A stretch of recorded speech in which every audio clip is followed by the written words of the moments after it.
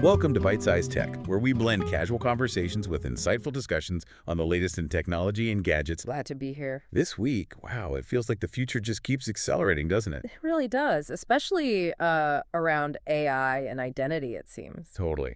We've got AI literally scanning eyeballs for payments, AI designing things. It's a lot. Let's dive in. Sounds good. Where should we start? Okay, first up, this eye scanning tech from Sam Altman's project. Ah, yes, WorldCoin. They're bringing these iris scanning things, these orbs, to the U.S. Right. The idea is, well, identity verification for their app, the World app. Exactly. And get this, they apparently give you World Crypto Tokens, WLD, just for proving you're human with your eyes. Yeah, it's a novel approach to Sybil resistance, basically proving one person, one account using biometrics. They're planning quite a rollout, too, something like 7,500 orbs in 6 U.S. cities. That's the plan. Atlanta, Austin, LA, Miami, Nashville, San Francisco by year-end. It's ambitious. It sounds very sci-fi. Yeah. I guess proving you're not a bot is becoming a real problem. Oh, absolutely. With AI getting so good, telling human from machine online is, well, it's tricky. Using the iris, which is unique, linked to a blockchain ID, it's one solution. A secure, decentralized record. Supposedly, yeah. More secure, they hope. And it's not just about logging in. They've partnered with Visa for a World Card. That's a big step. It's a crypto payment card. So you can use it at, like, millions of places. 150 million merchants, supposedly. It converts your crypto to, regular money automatically. Plus, WLD rewards. Makes crypto feel a bit more real-world usable. Exactly. And they're also working with Match Group, piloting it for a Tinder ID verification in Japan. Huh. Maybe fewer catfishes then. That might be the hope. But seriously, it shows they want this identity system used for more than just finance. Social interactions, too. And you mentioned Visa. This ties into their bigger plans. Yeah, Visa's got this whole Visa Intelligent Commerce initiative. They're talking about AI-ready credit cards. AI-ready cards. What does that even mean? Well, think future AI shopping agents.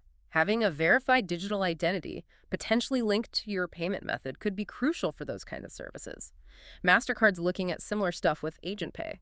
So our AI assistant might need our biometric ID to buy stuff for us. Yeah. Interesting. It points towards that, potentially. Raises big questions about security and control, of course. Definitely. Okay, sticking with AI, Google's CEO, Sundar Pichai. He's apparently hoping to get Google Gemini built into iPhones. Yeah, that's the buzz. Potentially by mid-2025, talks are happening with Tim Cook at Apple. Wow, a built-in Gemini on iPhone. They might announce it at Apple's developer conference. It's possible. That kind of deep OS integration for a model like Gemini. That would be a huge shift for mobile AI. Really change how you use your phone day to day, I bet. Absolutely. For search, for everything. And Google's not just waiting for Apple. They're already putting ads inside chatbot conversations. Using AdSense for search. They've been testing it with some AI startups like iAsk and Liner. So chatting with an AI might start feeling like browsing the web with ads. It seems likely. I mean, these AI search tools like Perplexity are competition, so Google needs to figure out monetization for conversational AI. Makes sense, I guess.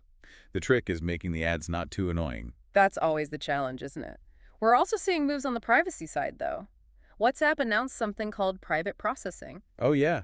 What's that about? It lets users use more advanced AI features that need cloud processing, but it aims to do it in a privacy-preserving way, offloading tasks without, hopefully, compromising your data. Interesting balance. And YouTube is testing AI summaries for videos, too. Yep, their own take on AI overviews could be handy for long videos. Could definitely save some time.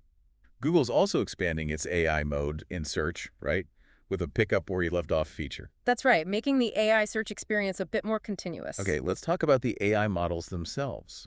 Microsoft released new ones. 5.4. Yeah, the 5 family. They've got 5.4 mini reasoning, and reasoning plus open models. And the top one is apparently pretty good, competing with OpenAI's O3 Mini on math, even though it's smaller. That's what they're saying. It's quite impressive if a smaller model can punch above its weight like that, especially on complex tasks like math reasoning. Plus, the permissive licenses are a big deal. Encourages more people to use and build on them, right? Exactly. And speaking of big models, Amazon launched Nova Premiere. What's special about that one? It handles text, images, and video. And it has a huge context window, 1 million tokens. 1 million tokens, so it can remember and process Way more information at once. Precisely. Think long documents, complex projects, detailed video analysis. That large context is key for those kinds of tasks. Gotcha. And OpenAI, they had a bit of a hiccup, rolled back a GPT-4o update. They did, yeah. Apparently the model became a bit too agreeable after an update. Too agreeable, like it just said yes to everything. Sorta, maybe overly compliant or less nuanced. They're refining the personalization and feedback mechanisms now. It shows how tricky tuning these models really is. It's a constant balancing act, I suppose. It really is. And we're seeing AI get applied in really specific ways, too. Like researchers train LLMs to generate proper 3D solid models just from text prompts. Whoa, so you can just type design a chair with, and it makes the actual 3D file. Getting closer to that, yeah. Improving geometric accuracy for design tools could be huge for engineering and design. And those AI shopping agents you mentioned earlier from Visa and MasterCard. Right. The idea is they could browse online stores and curate outfits or buy things based on your style, the weather, or whatever criteria you set. A personal shopper bot. Cool, but also maybe a little unsettling. A bit of both, for sure. It raises all sorts of questions. Definitely. Okay, changing gears completely. Foldable phones. Samsung hinted at a trifold. Yeah, during an earnings call, possibly launching in 2025, maybe called the Galaxy G Fold. A phone that folds in two places with a nearly 10-inch screen. That's the rumor. A 9.9-inch display. They suggested it might be a limited launch at first, though. See how people react. Still, another step for foldables. And speaking of phones. Yeah. Remember Flappy Bird? Oh, no. Don't remind me. It's coming back as an Android exclusive on the Epic Games Store. Seriously, with the original developer involved. Apparently so. Get ready for the frustration all over again. I can only imagine. Pure thumb-cramping nostalgia. Right.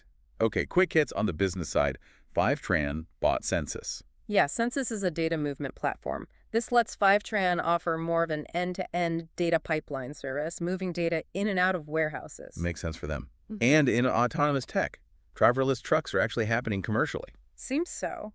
Aurora Innovation launched its first commercial, fully driverless trucking service in Texas. Well, no safety driver on public roads. That's the claim. First commercial service like it in the U.S. A pretty big milestone. Huge. And there's that AI robot installing solar panels, too. Right, in Australia. A Chinese AI robot called Lepting apparently installed 10,000 modules way faster than human crews could.